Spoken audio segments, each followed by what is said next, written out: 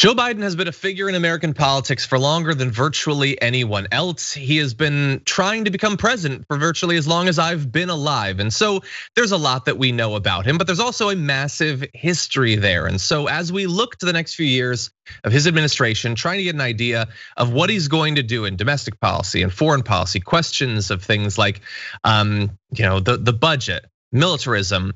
What should we know? What do we need to know to understand who he is and how he's changed over time? Well, we are very lucky to be joined by the senior correspondent and editor-at-large for The Intercept for the first time on the show, Jeremy Scahill. Welcome to the program. Great to be with you, John. Thanks. Great to have you here. You have now released this massive look into who Joe Biden is, what he's said and done on all these different issues. Can you tell us about the focus, how it got started? Yeah, well, Joe Biden has been in political office for all but 4 of the last 49 years. And of course, the bulk of that has been as a United States Senator. He had his 2 terms as vice president. And I think that all of us sort of had a sense that we knew a lot about Joe Biden just because he's been around for so long. And not to be the master of the obvious, but we all knew that Joe Biden was inclined to support American war making. He famously voted for not just the Afghanistan war and the Patriot Act, but also the Iraq war, was very hawkish in the 90s.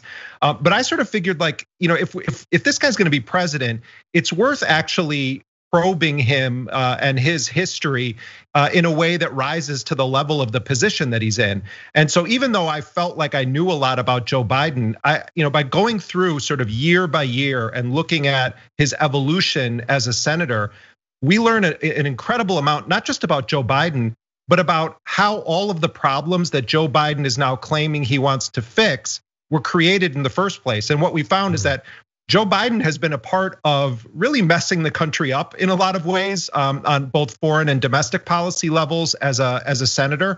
But I also was surprised to learn that Joe Biden was actually really good on a lot of issues at various times in his career, and then would turn around and sort of undo all of the good that he did. And that was one of the more striking aspects of this history. Yeah, there's this popular perception that whether you agree with him politically, he's trying to be a good guy, like he doesn't seem as driven by personal animosity towards different groups and all that. But you point out in your work that very often the things that he speaks out against from a values point of view are the very things that the policies and the positions he supports could end up increasing the amount of in the world. So yeah, let's go back and look at 1972, Joe Biden is running for Senate for the first time. What was happening in 1972? Well, you had this incredible growth of the civil rights movement. You had an anti-war militancy taking hold as the Vietnam War dragged on. And Joe Biden, was against the Vietnam War, but he was very explicit that he wasn't against it for any moral reasons or because upwards of 2 million Vietnamese had been slaughtered and 60,000 American troops. Joe Biden thought that it was sort of a fool's errand and that it wasn't waged in a smart way. And in fact, Biden tells this story in one of his memoirs on how he was walking through his campus in law school and saw anti-war students and chuckled with a group of friends calling them assholes. So, he comes into the Senate being on the right side of history in a very kind of technical sense in being opposed to the Vietnam War. But why he was opposed to it was very telling. Biden enters the Senate and by chance ends up working on one of the most consequential laws that would be passed covering US wars, the War Powers Act of 1973.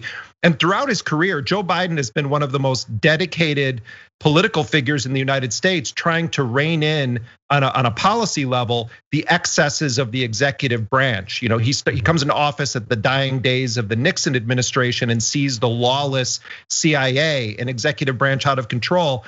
So Biden talks a really good game about implementing war powers protections and knowing that Congress has the right to declare war.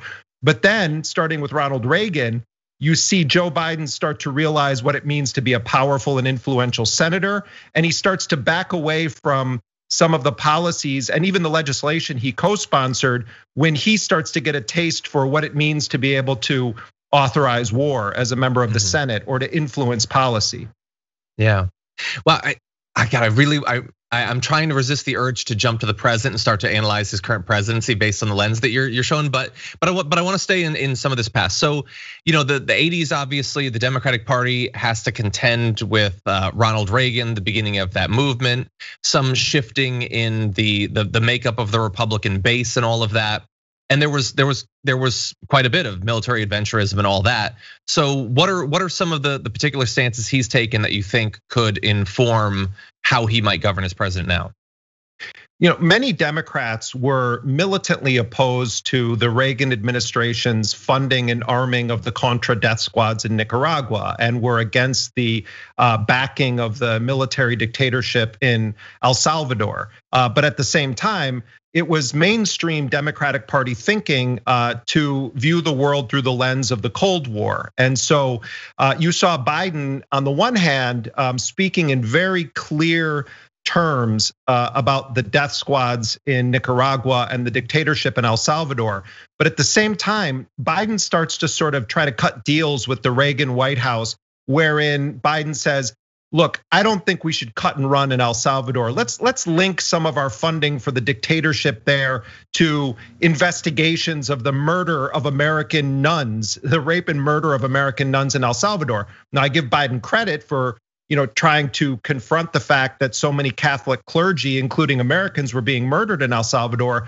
But what it really boiled down to was Biden was saying, I want to be able to support Reagan's wars. I just want to put some conditions on it. In Nicaragua, he says, well, I don't really like the Contra death squads, but I'm open to supporting them if we can sort of put a list together of the things they're allowed to spend our money on. And one of the things I say in the project is that, you don't really negotiate with death squads, and so I think what you see is that Biden, as he talks now about wanting to cut deals with the Republicans, and he's in a very tough position given the state of the Senate, has shown a willingness to kick under the bus moral considerations, considerations about civilians being killed as a result of American policy in favor of what he believes is a sort of greater national good to support a president, whether they're a Democrat or Republican, or to implement geostrategic policies that he thinks are going to increase the influence of America across the world.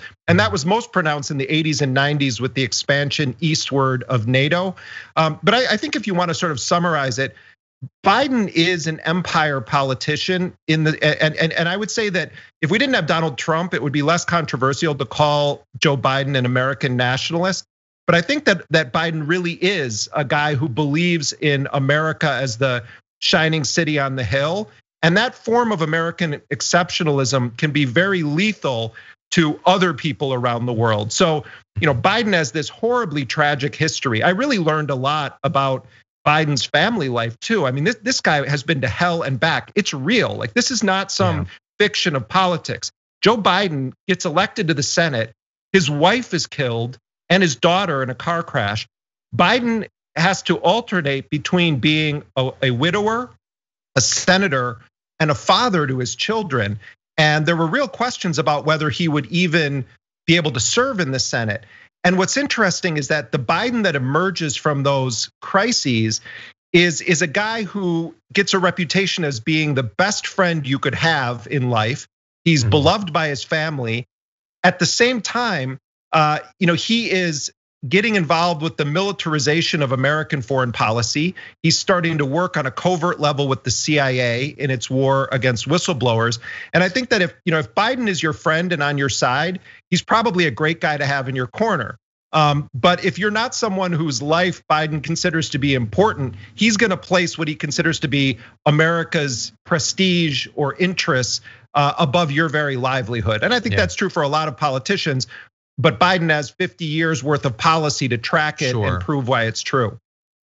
Any quick ideas on how we can get Joe Manchin and Krista Sinema added to that list? Or no, I'm kidding. Anyway, well, I mean, look, I think that Bernie Sanders would have had a very difficult time even making the case to either of those two wackadoodles. And I think if anyone could sort of pull them over, it's Joe Biden. Look, John, this is the wild card with the Biden presidency. Biden is, in a lot of ways, a right-wing hawkish Democrat with the track record to prove it. On the other hand, he was elected because of the times in which we live, because of the horrors of the Trump era, because a lot of leftists held their nose and voted for him.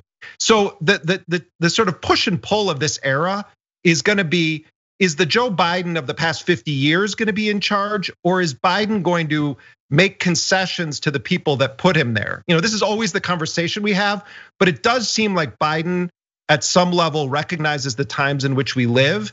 And I think on a domestic level, he's shown some backbone in a way that the Democrats have not been showing in recent years. I don't mean to go too far in praising him. I'm just saying we live in a complicated moment. And I think Biden, more than anyone who's served in that office, understands how quickly it goes away. And I think he is going to try to swing big on some things. I'm very concerned though about where American foreign policy goes, particularly if there's a terror attack or a new conflict that breaks out.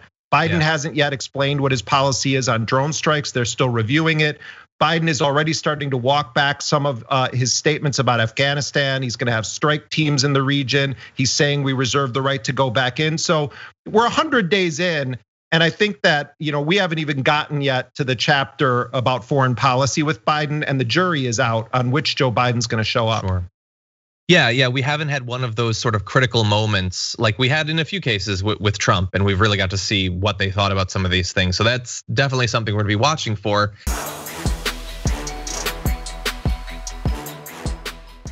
Check out the Damage Report podcast each day, wherever you get your podcasts, whether Pocket Casts or Stitcher or iTunes. You can join me as I give you the news and stories you want, with a range of co-hosts and interview guests jumping in on the fun each day. Again, that's the Damage Report, wherever you get your podcasts. And if you get them at iTunes, don't forget to rate and review. Sometimes I'll read them live on the show.